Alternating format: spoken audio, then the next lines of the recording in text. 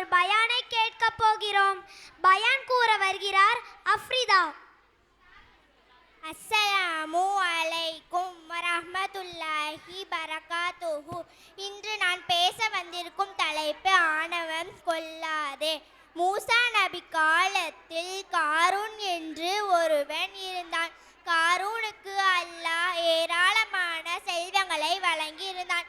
அவனது செல்வங்களை வைக்கும் அறையில் சாவிகளை 60 ஒட்டகங்கள் சுமந்தன.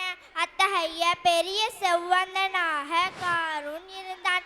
தனது மிதமிஞ்சிய செல்வத்தின் காரணமாக காரூன் ஆணவம் கொண்டான். காரூனின் மார்க்க அறிஞர்கள் ஆணவம் கொள்ளாதே, அல்லாஹ்விற்கு ஆணவம் கொண்டவர்களை வெறுக்கிறான் என்றனர். ஆனால் அவன் தன்னை மாற்றிக்கொள்ளவில்லை. காரூன் கூறினான், எனது அறிவின் காரணமாக தான் இந்த செல்வம் எனக்கு வழங்கப்பட்டுள்ளது என பெருமை பேசினான். ஒரு நாள் மூசா நபி மக்களுக்கு உபதேசம் செய்து கொண்டு இருந்தார்கள்.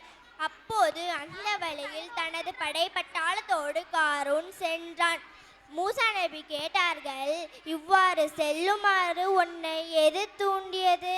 காரூன் கூறினான், மூசாவே, நீங்கள் நபி பட்டம் மூலம் சிறப்பிக்கப்பட்டது போல் நான் செல்வத்தால் சிறப்பிக்கப்பட்டுள்ளேன் என காரூன் கூறினான். மூசாவே, நீங்கள் எனக்கு எதிராக அல்லாஹ்விடம் பிரார்த்தனை செய்யுங்கள், நான் உங்களுக்கு எதிராக பிரார்த்தனை செய்கிறேன் என்றான். அதற்கு மூசா நபி சம்மதித்தார்கள். முதலில் காரூன் மூசா நபிக்கு எதிராக பிரார்த்தனை செய்தான். எதுவும் நடக்கவில்லை.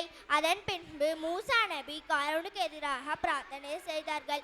அதனை அல்லாஹ் ஏற்றுக்கொண்டு மூசா நபி கூறியது போல் பூமி காரூனை பிடித்து கொண்டது. காரூனும் அவனது செல்வங்களும் பூமி விழுங்கிவிட்டது.